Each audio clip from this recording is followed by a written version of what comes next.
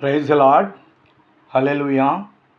బాగున్నారా? ప్రభునందు ప్రియమైనటువంటి దైవజనమా, ప్రభు పేరిట మీకు నా ప్రత్యేకమైన వందనాలు.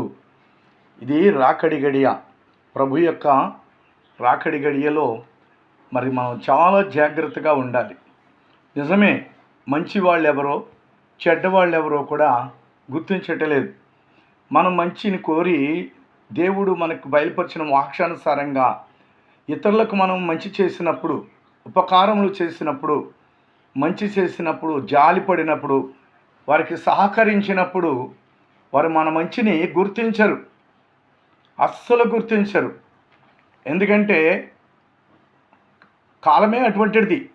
ఇప్పుడు అంచె దినాల్లో ఉన్నాము కాబట్టి మనం చాలా జాగ్రత్తగా ఉండి మెలకుగా ఉండాలి. యోహాను సువార్త 5వ అధ్యాయం 42వ వచనంలో నేను వాక్యం చదువుతున్నాను, వినండి. నేను మిమ్మలను ఎరుగుదును, దేవుని ప్రేమ మీలో లేదు. నేను మిమ్మల్ని ఎరుగుదును, కానీ దేవుని ప్రేమ మీలో లేదు. దేవుని ప్రేమ ఉంటే ఆ విధంగా ప్రవర్తిస్తారా? అయ్యో, ఒక వ్యక్తి మన మధ్యకు వచ్చి మంచి కార్యాలు చేస్తున్నాడు, సహకరిస్తున్నాడు, మరి సహాయం అందిస్తున్నాడు, మనకి చేయూతను కూడా ఇస్తున్నాడు అని అర్థం చేసుకుంటారు. ముఖ్యంగా మూర్ఖత్వంగా ఉంటున్నారంటే కారణం ఏంటో తెలుసా? దేవుని ప్రేమ వారిలో లేదు.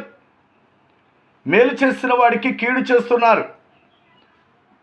దేవుడు సాక్షాత్తు దిగివచ్చి చేస్తాడనుకుంటున్నారా? మనసులో నుండి తన కార్యాలు జరిగిస్తూ ఉంటాడు. నేను ఒక ప్రాంతం వెళ్ళినప్పుడు అక్కడ ఒక మందిరాన్ని చూశాను. ఆ మందిరం మీద రేకులు లేవు. వెంటనే దేవుని యొక్క ఆత్మ నాతో హెచ్చరించింది, ఇదిగో ఉపకారములు ధర్మములు చేయ మరిచిపోకుడి, అవి దేవునికి ఇష్టమైన యాగములని. హెబ్రీ 13:16 వాక్యం ద్వారా దేవుడు నాతో మాట్లాడాడు. నువ్వేదో ఒకటి ఈ మందిరానికి చెయ్యాలి. అప్పుడు నేను మాట ఇచ్చాను, అయ్యా కొద్దిపాటి రేకులు నేను ఇస్తాను, అయ్యో పాపం ఈ వర్షంలో ఉండి మీరు వాక్యం వింటున్నారు, వేసుకోండి అని మాట చెప్పి ఇంచుమించు 6 నెలలు అయిపోయింది. నా అంతరాత్మ నన్ను హెచ్చరిస్తుంది, నువ్వు మాట అన్నావు కదా నెలవేర్చు, మాట అన్నావు కదా నెలవేర్చు అని పరిశుద్ధాత్మ దేవుడు నా హృదయాన్ని హెచ్చరిస్తున్నాడు. ఆ వ్యక్తి ఒక్కరోజు కూడా ఫోన్ చేసి నన్ను అడగలేదయ్యా, మీరు మందిరానికి రేకులు ఇస్తానన్నారు కదా ఏదని. పరిశుద్ధాత్మ దేవుడు నా హృదయంలో ఉండి హెచ్చరించి నేనే ఫోన్ చేసి రప్పించి, అన్న మాట ప్రకారం నేను నాకు తోసిన మట్టికి ఆ రేకులు కొనిచ్చేశాను. మాట అంటే మాటే. ప్రభువులో బ్రతుకుతున్న మనము దైవజనులైనా విశ్వాసులైనా ప్రభు బిడ్డలమైన వాక్యాన్ని నెరవేర్చకపోతే మనం ఎలా దేవుని బిడ్డలం అవుతాం? లోకస్తుల వలె మనం ప్రవర్తిస్తూ ఉంటే, ప్రేమ లేకుండా, కృతజ్ఞత లేకుండా, మూర్ఖత్వంగా ఉంటే దేవుని ప్రేమ ఎలా ఉంది మనలో? దేవుని బిడ్డలు మనం ఎలా చెప్పుకోగలుగుతాం? దేవుని బిడ్డల్లో ప్రేమ ఉంటుంది. కృతజ్ఞత గలవారై ఉండండి అన్నాడు ప్రభు. మనకు దేవుడు 100 రూపాయలు సహాయం చేసినా మనము కృతజ్ఞత కలిగి ఉండాలి. ఏ వ్యక్తి ద్వారా దేవుడు మనకి సహాయము చేశాడో ఆ వ్యక్తి యందు కృతజ్ఞత చూపాలి, దేవునికి కృతజ్ఞతాస్తుతులు చెల్లించాలి. మళ్ళీ ఆ వ్యక్తి నాకు మాట్లాడటం మానేశాడు, ఫోన్ చేయటం మానేశాడు. నేను అనుకున్నాను మందిరం మీద రేకులేసి కబురు పంపుతాడులే చూద్దాము అని నేనంతో ఆశతో చూశాను. కానీ అతనిలో దెయ్యం దొరికింది. దురాత్మ దూరపోతే ప్రేమ నిలిచి ఉంటుంది కదా. గర్వమైనా, అసూయ అయినా, లేకపోతే కృతజ్ఞత లేని స్థితి అయినా ఒక వ్యక్తిలో దురాత్మ ఉన్నప్పుడే ఆ స్వభావం వస్తుంది. అస్సరా ఫోను చేయలేదు, పిలిచి రెండయ్య గారు అనలేదు, మందిరాన్ని చూదురుగాని రండలేదు. ఇలాంటి ఎన్నెన్నో చేశాను. అది నా దేవుడు నా ద్వారా చేశాడు. ప్రభువు ఏం చెప్తున్నాడు? మీరు కృతజ్ఞత గలవారై దేవుని యందు నమ్మకం ఉండండి. కృతజ్ఞత తెలియచేయాలి. కృతజ్ఞత లేనివాడు సాతాను యొక్క బీజం వానిలో ఉంటే గర్వం ఉంటుంది. కృతజ్ఞత లేనివాడు దేవుని సంబంధి కాదు. ప్రేమ లేనివాడు దేవుని సంబంధి కాదు. క్షమాపణ లేనివాడు దేవుని సంబంధి కాదు. మారు మనసు లేనివాడు దేవుని సంబంధి కాదు. దేవుడు తన భక్తుల ద్వారా, తన సేవకుల ద్వారా అనేక రీతిలుగా కొంచెమైనా సహాయం అందించినప్పుడు కృతజ్ఞత తెలియచేయాలి. హృదయంలో గురి పెట్టుకోవాలి, హృదయంలో కృతజ్ఞత కలిగి ఉండాలి. ఎక్కడుంటుంది మనుషులకి? వెంటనే మర్చిపోతున్నారు. మంచి చేసేవాడిని గుర్తించదండి సమాజము మేలు చేసేవాడిని, మంచి చేసేవాడిని, ఆ జాలిపడేవాడిని, ప్రేమ చూపేవాడిని, ఆదరించేవాడిని, సహకరించేవాడిని సమాజము గుర్తించదు. లోకస్తులు గుర్తించకపోయినా దేవుని బిడ్డలుగా మీరు ఉన్నారు కాబట్టి మీరు కూడా గుర్తించకపోతే మీలో ఏముందో తెలుసా? చీకటాత్మ ఉంది, జాగ్రత్త. మీలో ఉన్న చీకటాత్మను తెలుసుకోండి. మీరు కృతజ్ఞత గలవారై ఉండండి. కఠిన మనస్తత్వం, కృతజ్ఞత లేని స్థితి, ప్రేమ లేని స్థితి, ఉపకార ధర్మములు మర్చిపోకని ప్రభు వాక్యం చెప్తుంటే ఆ పరిస్థితులు ఎందుకు వస్తాయంటే హృదయ కాఠిన్యత. దుష్టుడు హృదయంలో ఉన్నప్పుడు కృతజ్ఞత ఉండదు. అలాగే నేను ఇక్కడ వాక్యం చదువుతున్నాను చూడండి, యోహాను 5:42, నేను మిమ్మల్ని ఎరుగుదును. నాకు కూడా మనుషులు ఎలాంటి వాళ్ళో ఏంటో తెలిసిపోతుంది. నేను ఎరుగుదును, దేవుని ప్రేమ మీలో లేదు. నేను చెప్తున్నా, వాళ్ళని నేను ఎరుగుదును, వాళ్ళ మధ్యకి నేను వెళ్తూ ఉంటాను. కానీ వారి ప్రవర్తన వలన దేవుని ప్రేమ వారిలో లేదని నాకు అర్థమవుతుంది. నిజంగా దేవుని ప్రేమ ఉంటే వారు కృతజ్ఞత తెలియజేసుకుంటారు. ఉడిజర్ల ప్రాంతంలో దేవయ్య అనే దైవజనుడు ఉన్నాడు, ఆత్మపూర్ణుడు. నేను అరణ్యముల మధ్యకి వెళ్ళి కొండ మీద నా చేత ప్రార్థన చేయించినప్పుడు ఇక్కడ అద్భుతమైన మందిరం కట్టబడుతుంది. 2-3 సార్లు ప్రార్థన చేసి 2 మందిరాలు కట్టబడతాయని చెప్పాను. ఆ మాట నేటి వరకు కూడా అయ్యగారు ప్రార్థన చేశాడు, ఆయన నోటి మాట ఫలించింది అయ్యా అని ఆ దేవయ్య కృతజ్ఞత తెలియజేస్తూ ఉంటాడు. అదండి దైవత్వం అంటే. కాబట్టి ఇక్కడ చూడండి, దేవుడి కుమారుడైన ప్రభు అంటున్నాడు, మీలో ప్రేమ లేదు. ఏమి లేదు? ప్రేమ లేదు. నేను నా తండ్రి నామమున వచ్చి ఉన్నాను, మీరు నన్ను అంగీకరింపరు.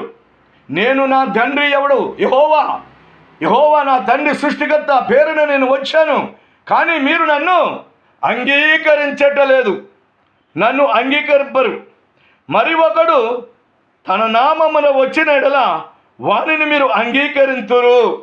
మరి ఒకడు, ఆడి నామమున వాడు ఒకడు వస్తాడంట లోకములోనికి, వాడిని మెస్సయ్యగా, దేవుని కుమారుడిగా వాడిని గుర్తిస్తారంట. భూలోకంలో యేసు ప్రభువారు ఎన్నో అద్భుతాలు చేశాడు, ఎన్నో సూచక్రియలు చేశాడు, మహత్కార్యాలు చేశాడు. సాక్షాత్తు ఆయన మరణమును ఓడించాడు, సముద్రమును గడగడ వణికించాడు, గాలిని గద్దించాడు, చనిపోయిన వారిని బ్రతికించాడు. ఏమండి, ఎన్ని అద్భుతాలండి! రోగులను స్వస్థపరిచాడు. అలాగా విధవరాలు కుమారుడు చనిపోతే లోక 7లో ఆ బాలుణ్ణి బ్రతికించి ఆ విధవరాలు యొక్క లోటు తీర్చాడు. ఎన్ని సూచక్రియలండి!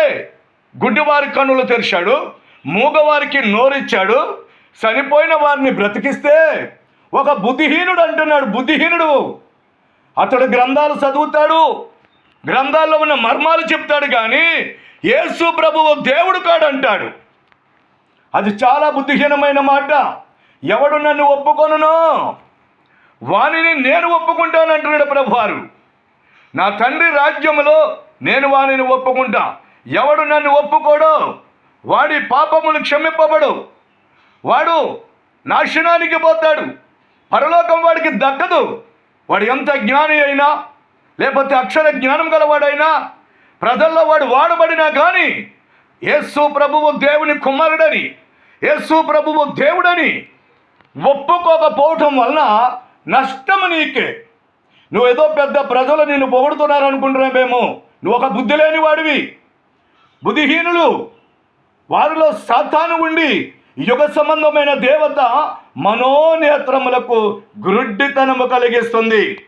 ఆ గ్రుడ్డితనం వల్లే దైవత్వమును తెలుసుకోలేరు, ప్రేమను గుర్తించలేరు, ఆప్యాయతను తెలుసుకోరు, మనిషి విలువను తెలుసుకోరు, దేవుని కుమారుని కూడా తెలుసుకోకుండా మాట్లాడారు.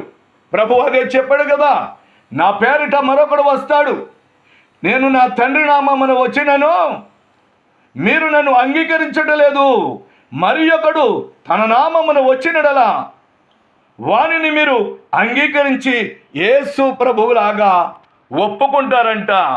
ఎంత భయంకరం! ప్రభువు చెప్పిన ప్రతి మాట కరెక్టే. ఆయన సాక్షాత్తు దేవుడు. నువ్వు ఎన్నో గ్రంథాలు చదువుతున్నావు, కేవలం యేసు ప్రభు గురించి నీవు యేసు ప్రభు దేవుడు కాదని అంటున్నావంటే నువ్వు ఎంత బుద్ధిహీనుడువు. ప్రవక్తలు ఎంతోమంది లోకంలోనికి వచ్చారు. ఏ ప్రవక్త అయినా చనిపోయి 3వ దినమున మరణాన్ని ఓడించిన దేవుడు, ఓడించిన ప్రవక్త ఎవరైనా ఉన్నాడా? లేడు, ఎవడు లేడు. ప్రభు ఒక్కడే మరణాన్ని ఓడించాడు. ప్రభు ఒక్కడే మరణముతో పోరాటం చేశాడు. ప్రభు ఒక్కడే మరణానికి సవాలు విసిరాడు. ఏయ్ మరణమా, నీ విజయం ఎక్కడా? మరణమా, నీ విజయం ఎక్కడా? నీ ముళ్ళు ఎక్కడా? నేను నిన్ను విరిచేస్తున్నా, నేను నిన్ను మింగేస్తున్నా అని మరణముతో సవాలు చేసి పోరాటం చేసి మరణాన్ని గడగడలాడించిన దేవుడు యేసు ప్రభువు. బుద్ధి లేనడా? బుద్ధి లేకుండా మాట్లాడుకో. బుద్ధి ఉంటేనే జ్ఞానం ఉంటే బుద్ధిహీనంగా మాట్లాడుతున్నారు. దైవ పలుకులు ఎవరు కూడా వ్యర్థముగా పలకకూడదు. ఎవరిని కించపరచకూడదు. ఎవరిని మీద నిందారోపణ చేయకూడదు. తెలుసుకో, దైవ జ్ఞానం ఇమ్మని దేవుణ్ణి అడుగు. దేవుడు అక్కడే. దేవునికి మనుషులకును మధ్యవర్తి ఒక్కడే. నువ్వేదో పెద్ద ప్రసంగికుడు అని, పెద్ద జ్ఞానమని అనుకుంటున్నారేమో కానీ నీకింకా మాయ మర్మం తెలియలేదు. ప్రభువును గుర్తించలేదు. నీ నోటి మాటల వలన ప్రభువు యొక్క గాయాలు రేపుతున్నావు. నీ ప్రవర్తన సరిలేదు. బుద్ధి తెచ్చుకో. తప్పిపోయిన కుమారుడు బుద్ధి తెచ్చుకున్న తర్వాత నేను దేవునికి నా తండ్రికి విరోధముగా ప్రవర్తించాను అని ఒప్పుకున్నాడు. ఒప్పుకో. దేవుడు ఒక్కడే. దేవునికి మనుషులకును మధ్యవర్తి ఒక్కడే. చాలామంది ఇలాగే ఉంటున్నారు. అవి అట్టుకుని ఆ మాటలు పట్టుకుని వాళ్ళు ఎలాంటంటే పెద్ద సేవకులమని అంటూ ఉంటారు. ఆ సహోదరి ప్రేయరు నేను ఉచ్చరించను కానీ మాటికి ఇదే పలుకుతున్నాడు. యేసు దేవుడు కాదు, ఆయన ఒక ప్రవక్త. ఎవడు చెప్పాడు నీకు? నీ మైండ్ ఎక్కడ? నీ జ్ఞానం ఎక్కడ నువ్వు చదువు బైబిల్? ఎన్ని గ్రంథాలు నువ్వు చదివినా కానీ బైబిల్లో రహస్యాన్ని, మర్మయుక్తమైన మాటలు నీకు అర్థం కాలేదు అంటే సాతాను నిన్ను ఏర్పాటు చేస్తుంది. ముందు నీలో ఉన్న అదృష్టుడైన సాతాన్ని తొలగించుకో. సాతాన్ అంటే నీకు తెలుసు, వాక్యము తెలుసు, గ్రంథాల యొక్క విలువలన్నీ తెలుసు. కానీ ప్రభు దగ్గరకు వచ్చేటప్పటికి నువ్వు ఈ విధంగా మాట్లాడుతున్నావు. నీ మీద దేవుడు నేరం మోపుతాడు. నీ పరిచర్య అంత వ్యర్థం అవుతుంది. నీ పరిచర్య అంత వ్యర్థం. ఎందుకు నువ్వు పరిచర్య చేస్తున్నావు?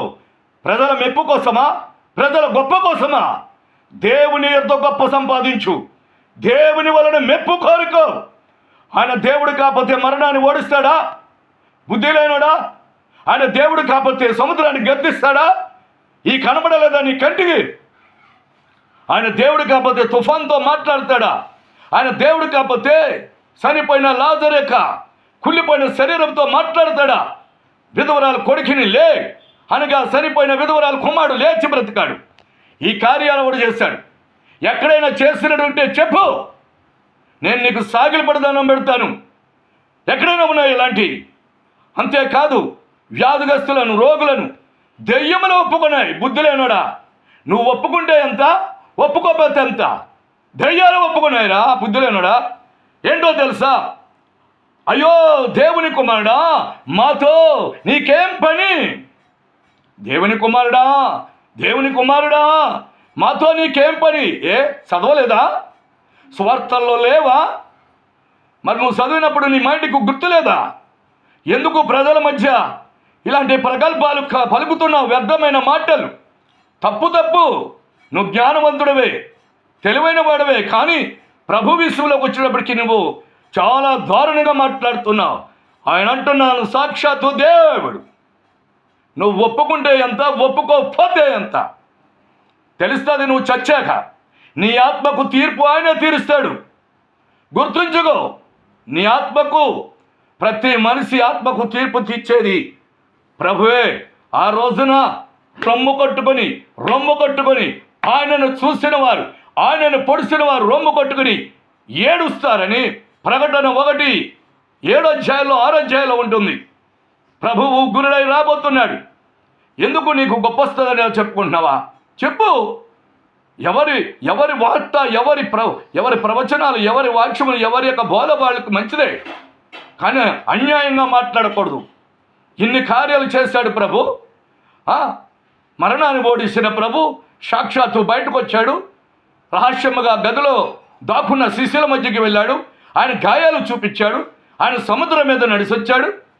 ఎన్ని కార్యాలు, ఎన్ని దెయ్యాలు, దురాత్మలను వెళ్ళగొట్టాడు. ఎంతమంది గుడ్డివారికి స్వస్థతనిచ్చాడు. కుష్ఠరోగులను బాగు చేశాడు.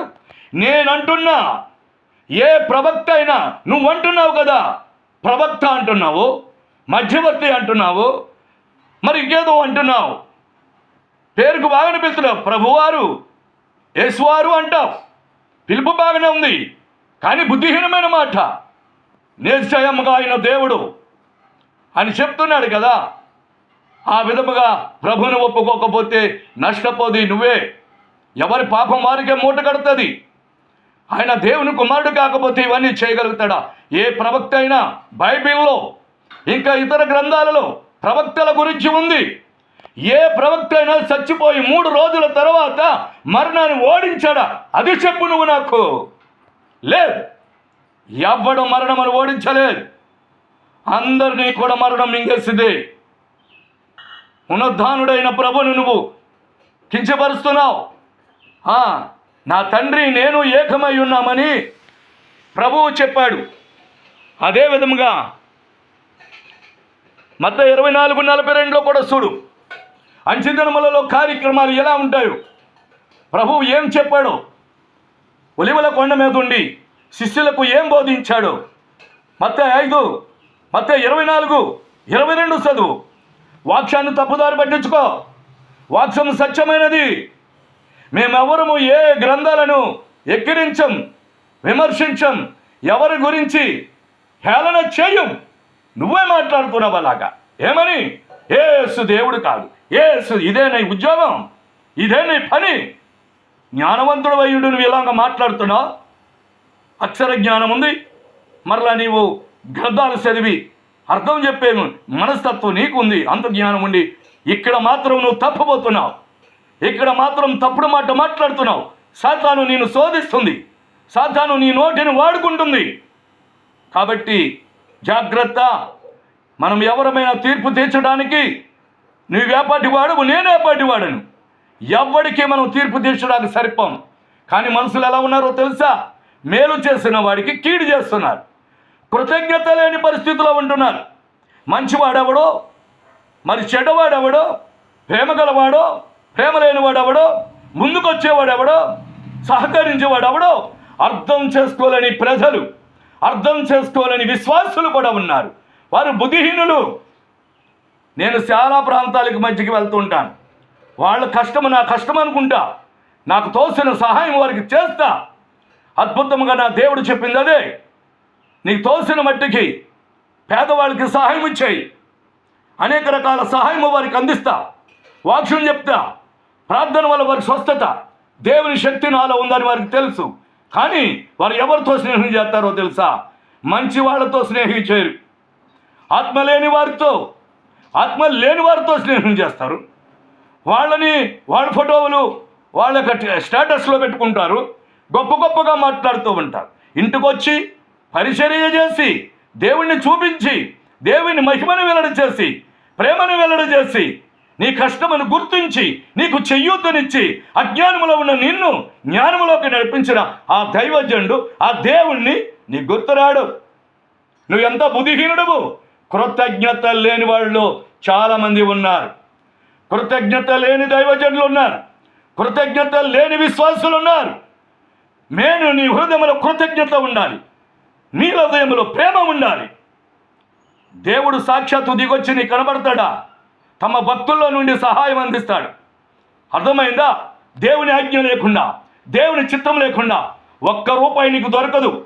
ఒక్క 100 రూపాయల హెల్ప్ నీకు దొరకదు.